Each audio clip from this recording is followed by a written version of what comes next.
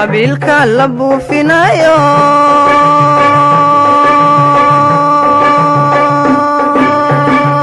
asaagan ku beegsan mayne waxbartaan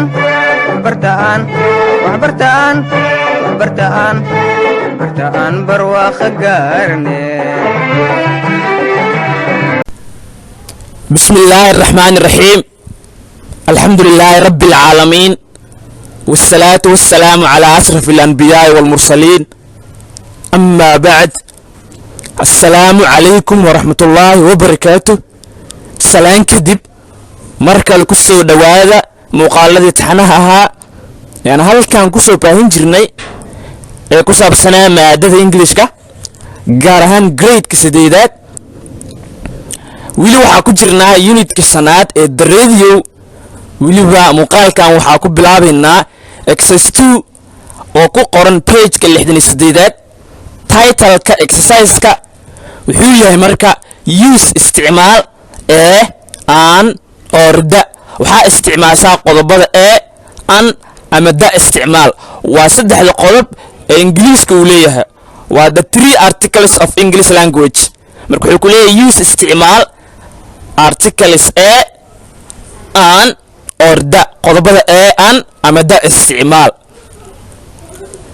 where necessary waxaana oo isticmaashaa meesha laga maarmaanka ay tahay waxaana oo isticmaashaa where necessary meesha ay laga maarmaanka tahay to fill si ugu buuxisid in the blank spaces meelaha bannaan in the following sentences oo ka mid ah jumlooyinka soo socda su-aasha koowaad haddii aan aragna marka there is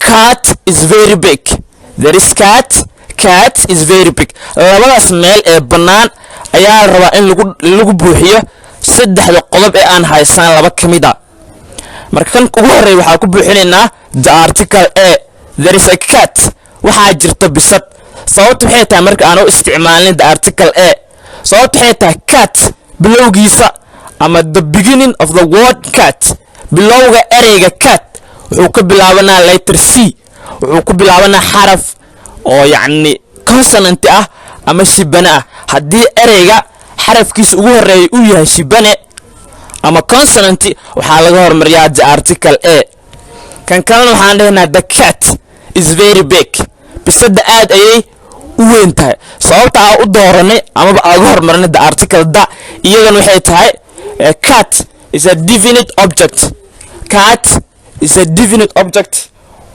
or definite animal is a definite animal bisad waa xayawaan qeexan waa definite animal marka waxaa ka hormarinaa da okay waxaa soo dii kartaa marka catka hore waxaa laga hormariyay the article a catka dambena waxaa laga hormariyay the article da what's different between them farqiga u dhaxeeya muxuu yahay kan hore waxaa ka fiirina dabcan bilowgiisa cat bilowgiisa waa letter c ni waa consonant ereyga hadduu consonant ka bilaabo ama shibana uu ka bilaabdo waxaa laga hormariyaa the article a kan dambena waxaa u fiirinay definite object yacni shayga noocu u yahay ma qeexan yahay mise ma qeexna ayaan ka fiirinay it's definite object or definite animal waa xayawaan qeexan oo la yaqaano cat kan labaad haddii aan u gudubno she is poor lady she is poor lady okay iyada waa marwo oo faqiir ah amaba sabool ah we must help waa inaan caawinaa waa inaan saacidnaa poor dadka faqiirka ah saboolka waa inaan saacidnaa labadaas meel ee bannaan articleskee lagu buuxin karaa marka kan u horreysa waxaan dhahaynaa she is a poor lady iyada waa marwo oo sabool ah ama faqiir ah sababta u isticmaalin the article a-na waxay tahay poor wuxuu ka bilaabanaa consonant letter that is letter b wuxuu ka bilaabanaa erey wuxuu ka bilaabanaa xaraf shibana ah okay wuxuu ku bilaabanaa xaraf shibana ah oo b ah waxaan ka hormarinaa marka a sidoo kale we must help waa inaan caawinaa the poor midka saboolka ah ama faqiirka ah sidaasoo kale poor sababta article da uga hormarin waxay tahay poor is a definite condition waa xaalad qeexan oo la qeexi karo oo la dhihi karo saboolnimo ama faqiirnimo waa sidaas iyo waa sidaas iyo waa sidaas. Okay, marka sidaas ayay noqonaysaa. marka puwada ugu horeyso ama faqiirku ama qaybta ugu horeysa ee puwa sababta ugu hormarna ee waxay tahay waxa u fiirinay beginning of the word puwa. bilowga ereyga puwa waa p na waa consonant. kan dambana waxaan fiirin xaaladaas ma qeexanta mise ma qeexno. it's definite way qeexanta. haddii ay qeexanta waxaa ka hormarna marka the article da. su-aasha saddexaad ee ku xigta iyadan waxay tahay give him isaga give him isaga a cup of tea. okay, dabcan isaga kan ka shaqeeyay a cup of tea. marka waxay noqonaysaa give him isaga marka hore waxay aad markaa cup of tea koob shaha laakiin maxaa laga hormarinaa the article a. waxaa laga hormarinaa qodobka a. sababtan waxay tahay the beginning of the word cup. okay, bilowga ereyga cup waa letter c. letter c na waa consonant. haddii ereyga consonant uu ku bilowdo ama shibano uu ku bilowdo waxaa laga hormariyaa the article a. dhinaca kale it's not necessary. qaybta kale necessary ma aha. sidaas ay noqonaysaa marka because waxaa wada meesha necessary ah ku buuxi wada mogta meeshan dambe marka meel necessary ah ma aha. numberka afraad ee ku xigo wuxuu yahay isagana there is okay garden behind school. there is waxaa jirto garden beer ayaa jirto ama ku taalo behind school schoolka gadaashiisa. labadaas meelaha rabaa inaad dhammaystiran marka. kow maxaa dhahaynaa there is a garden waxaa jirto beer ama waxaa ku taalo beer. sababta article a u isticmaalnay maxay tahay because of the beginning of the word garden. bilowga ereyga garden ayaa wuxuu yahay consonant letter g. waxaa ka hormarinaa marka the article a. kan kale waxay noqonaysaa behind the school schoolka gadaashiisa. schoolka gadaashiisa kana waxaa u isticmaalnay the article da. sababta waxay tahay school is a definite wuu qeexan yahay.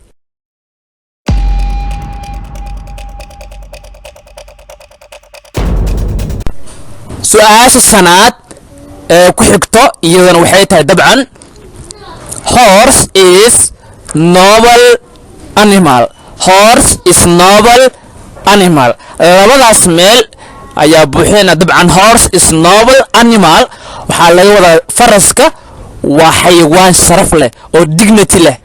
noble uu leeyahay ama dignity ayuu leeyahay ama basharaf ayuu leeyahay. labadaas meel ee bannaan ayaa la rabaa inaan ku buuxino saddexda qodob ee aan haysano laba ka mid ah. saddexda qodob ee aan haysano laba ka mid ah.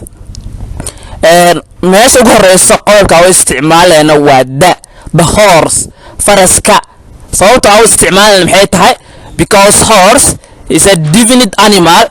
maxaa yeelay faras waa xayawaan qeexan. haddii xayawaanada kale lagu dhex daro oo lagu dhaha you have to identify the horse waa ina aqoonsataa faraska. of course waa aqoonsan kartaa. soo marka horse is a definite animal waa xayawaan qeexan oo la garan karo. haddii waxaan uu qeexan yahay waxaa laga hormariyaa ama ba ereyga haddii uu qeexan yahay waxaa laga hormariyaa the article da. kan kale waxaan dhahaynaa is a noble animal. horse is a noble animal. faraska waa xayawaan sharaf leh. sababta a uga hormarina maxay tahay because the beginning of the word noble. sababtoo ah bilowga ereyga noble ayaa wuxuu yahay consonant letter waa xaraf shibana ah oo waana n. okay, taasaa kala feesmar marar badan oo ku celcelinay. haddii ereyga uu shibano ku bilowdo waxaa laga hormariyaa the article a. numberka shanaad ee ku xiga asagana muxuu yahay of course waa numberka lixaad aan dhaho. numberka lixaad ee ku xiga muxuu yahay Yusuf got okay highest marks in English. Yusuf wuxuu keenay ama uu helay highest marks dhibcaha ugu sareeyo in English ee maadada Ingiriiska. meeshaas bannaan marka saddexda qodob aan haysano qodobkee isticmaalnaa. highest horta maxay tahay? highest waa ugu sareeyo waa acla waa ugu sareeyo. waxaana dii ay muujinayaan superlative ama darajo waxaa laga hormariyaa aan dhahnay the article da. waan ku celin meeshan dabcan waxaa laga hormariyaa the article da hadday tahay biggest, smallest, tallest, shortest, lowest, waxaasoo dhan waxaa laga hormariyaa the article what, the article the ayaa laga hormarinaa. maxay noqonaysaa marka? Yusuf wuxuu keenay ama uu helay the highest marks, dhibcaha ugu sareeyo in English ee maadada Ingiriiska. Numberka 7 ee ku xigo asagana wuxuu yahay which is waa kee, okay, tallest building, dhismaha ugu dheer ama ugu sareeyo, tallest building, dhismaha ugu dheer in Mogadisho ee Muqdisho, dhismaha ugu dheer ee Muqdisho which is waa kee. labadaas meel ee bannaan marka maxaa ku buuxin karnaa? kan u horeeyo dabcan haddii highest aan soo aragnay oo aan ku soo buuxinay the article the, highest, tallest, shortest, biggest, smallest, youngest, waxaasoo dhan waxaa ka hormarinaynaa the article the, waxaa ka hormarinaynaa qodobka the. kan kale ee bannaan it's not necessary, wax laga maarmaan ma aha. okay, waxaa lahaa bas which is the tallest building in Mogadisho. qodob meeshaas galaya ma jiro, sidaas ayuu suitable ku yahay ama uu ku habboon yahay. numberka 8 ee ku xiga asagana wuxuu yahay earth rotates on its axis. earth dhulka rotates wuxuu ku wareegaa on its axis, wuxuu ku wareegaa dhidibkiisa. so the earth marka maxaa waaye? earth is definite object, is a definite object, waa shay qeexan waaye dhulka. maxaan ka hormarinaynaa marka? waxaan ka hormarinaynaa the article the earth dhulka rotates wuxuu ku wareegaa on its axis, dhidibkiisa ayuu ku wareegaa. numberka 9 ee ku xigo dabcan isagana wuxuu yahay my uncle, adeerkay has parrot. my uncle has parrot, adeerkay wuxuu leeyahay parrot. waxa la dhahay parrot waa shimbir alle awoodda u siiyey inuu kaa daba yiraahdo codkii aad samaysid. cod allaale codka aad samaysid ayuu kaa daba samayn karaa amaba kaa daba dhihi karaa. waxaa asmaan loo dhahaa marka baqbaqaaq ayaa la dhahaa. meeshaas marka article ka gali karo waxaa gelin karnaa ama ku buuxin karnaa the article a. maxaan dhahaynaa marka my uncle has a parrot, adeerkay wuxuu leeyahay shimbirka parrot amaba u haystaa shimbirka parrot. sababtu waxay tahay parrot wuxuu ku bilaabanaa letter p. letter p na waa consonant, waa shibane. hadduu shibane yahay waxaa laga hormariyaa ereyga, hadduu shibane ka bilowdo waxaa laga hormariyaa the article a. way sii socotaa. okay, parrot speaks nicely, parrot wuxuu u hadlaa si wanaagsan. maxaa isticmaalna haddana? da isticmaalna. the parrot, shimbirka parrotka speaks wuxuu u hadlaa nicely, si wanaagsan u hadlaa. sababta marka parrotka hore dabcan waa soo sheegnay, waxaan ka fiirinay bilowgiisu inuu yahay letter p oo consonant ah. kan dambana parrot is a definite animal, waa xayawaan qeexan waaye. okay, taasaa sababaysa marka inaan u isticmaalno the article the. sidoo kale numberka 10 ee u dambeeyo asagana wuxuu yahay there is plenty man. there is plenty man, waxaa jira nin indhala. there is plenty man, waxaa jira nin indhala. okay, plenty man waxaa la qof indhala. we must help, we must help, waa inaan caawinaa, saacidnaa the plenty people, dadka indhahala. we must help, waa inaan saacidnaa the plenty people, dadka indhahala. qodobada isticmaali karnaa marka? kan u horeysa waxaa isticmaalnaa the article a. there is a plenty man, waxaa jira nin indhala. sababta ay isticmaalayaan the article a maxay tahay? because the beginning of the word plant, ereyga plant bilowgiisa ayaa wuxuu yahay b. b-na waa consonant ama waa shibani. sidoo kale we must help, waa inaan caawinaa the plenty people, dadka indhahala.